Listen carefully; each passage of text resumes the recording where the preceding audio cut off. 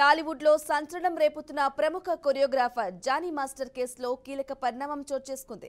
గోవాలో జానీని అరెస్టు చేసిన నార్సింగ్ పోలీసులు నిన్న ఉప్పర్పల్లి కోర్టులో ప్రవేశపెట్టారు. ఈ వ్యవహారంపై విచారించిన జడ్జి జానీ మాస్టర్ కు 14 రోజుల జ్యుడిషియల్ రిమాండ్ విధించారు. దీంతో ఆయనను చెల్లపల్లి జైలుకు తరలించారు. జానీ మాస్టర్ రిమాండ్ రిపోర్టులో నార్సింగి పోలీసులు కీలక విషయాలను వెల్లడించారు. నేరాన్ని జానీ మాస్టర్ అంగీకరించినట్లు తెలిపారు. 2019లో జానీ మాస్టర్తో బాధితురాలికి పరిచయమైనట్లు తెలిపారు. ఇదిలా ఉంటే జానీ మాస్టర్ భార్య కీలక వ్యాఖ్యలు చేసింది. తన భర్తను కావాలని ఈ కేసులో ఇరికించారని తెలిపింది.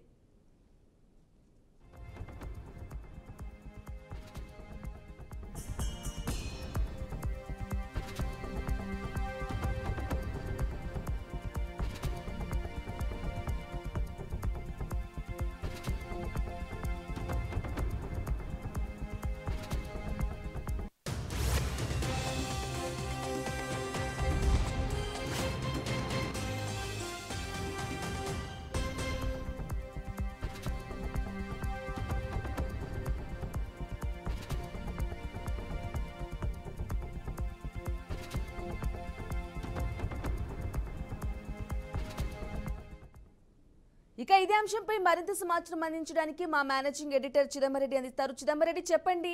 జానీ మాస్టర్ నేరాన్ని అంగీకరించినట్లుగా తెలుస్తోంది. అలాగే 2019లో బాధితురాలు పరిచయం అయినట్లుగా కూడా చెప్తూ ఉన్నారు. తర్వాత జానీ మాస్టర్ భార్య కూడా కీలక వ్యాఖ్యలు చేసింది. తన భర్తను కావాలని ఈ కేసులో ఇరికించాలని తెలిపింది. దీనికి సంబంధించిన అప్డేట్స్ ఇవ్వండి.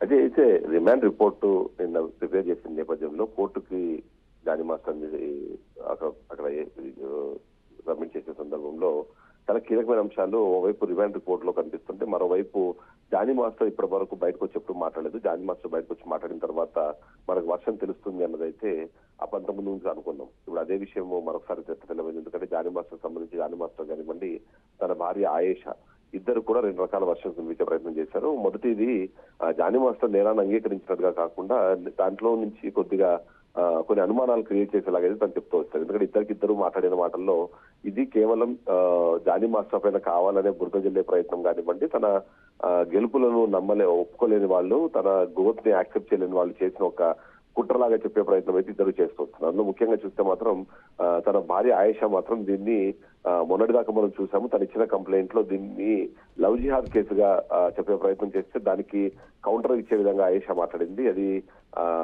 లవ్ జిహాద్ కాదు, హనీ ట్రాప్ కేసు కాబట్టే తన్ని తీసుకొచ్చి అంటే ఎవరైతే బాధితురాలను తీసుకొచ్చి జానీ మాస్టర్ దగ్గర అసిస్టెంట్ గా జాయిన్ చేసి వాళ్ళ తనని ఇలాంటి ఒక కేసులో ఇరికించే ప్రయత్నం జరిగింది అనే విధంగా ఆయేషా మాట్లాడడం ఒకటి మనకు అనిపిస్తుంది. మరోవైపు జానీ మాస్టర్ మాత్రం ఆ నేరాన్ని అంగీకరించినట్టు అంటే తను అత్యాచారం పాల్పడలేదు అన్నారు. కానీ తనతో లైంగికంగా సంబంధం ఉంది అనే విషయాన్ని మాత్రం ఇక్కడ కన్ఫర్మ్ చేయలేదు, అలాగే రిజెక్ట్ చేయలేదు. అలా తను ఒక క్యాల్కులేటివ్ గా తన స్టేట్మెంట్ ని అది కూడా పోలీసుల ముందు కాకుండా బయట మాట్లాడిన పరిస్థితి మనకు కనిపిస్తుంది.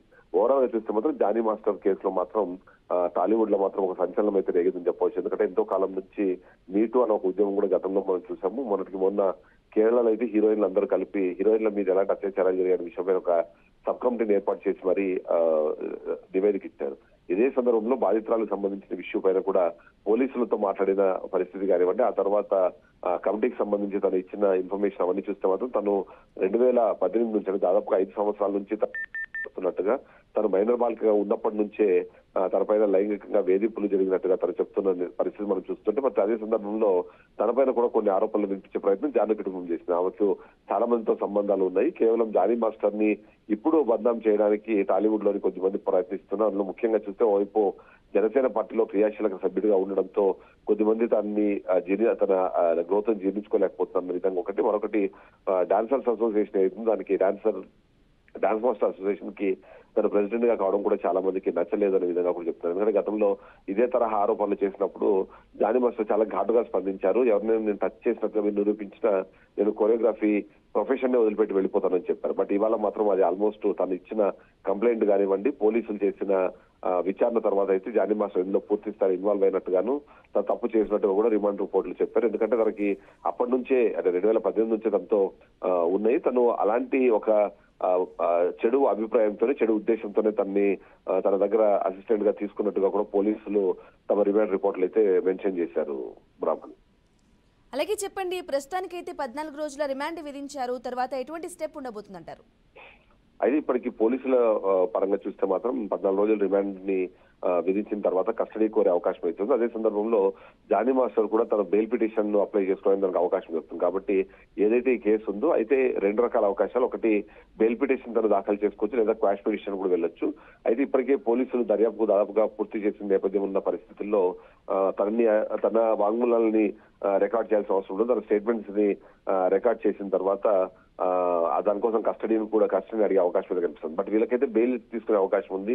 బెయిల్ కి అప్లై చేస్తారు. బెయిల్ కి అప్లై చేసే క్రమంలో దీని కేసు గంభీరతను చెప్పడంతో పాటు తనకి ఇందులో ఇన్వాల్వ్మెంట్ లేదు అనే విధంగా కూడా తను చెప్పే అవకాశం ఉంది. అంతేకాకుండా తను ఏదైతే ఆరోపణలు చేస్తుందో ఆరోపణలో ఒకవేళ ఏదైనా అభిప్రాయం అంటే తను కేవలం వేధించే ఉద్దేశంతోనే ఒకవేళ ఈ కేసులు పెట్టి ఉంటే మాత్రం ఆ కేసుల నుంచి తనకి రక్షణ కల్పించాలని కోరే అవకాశం కూడా కనిపిస్తుంది. కాబట్టి లీగల్ గా అయితే తనకి ఇప్పుడు నెక్స్ట్ బెయిల్ పిటిషన్ వెళ్ళచ్చు, లేదా క్వాష్ పిటిషన్ వెళ్ళచ్చు. పోలీసులు అయితే కస్టడీ కోరి పూర్తి స్థాయి దీనిపై ఛార్జ్ షీట్ దాఖలు చేసే ప్రయత్నం అయితే కొనసాగిస్తుంది.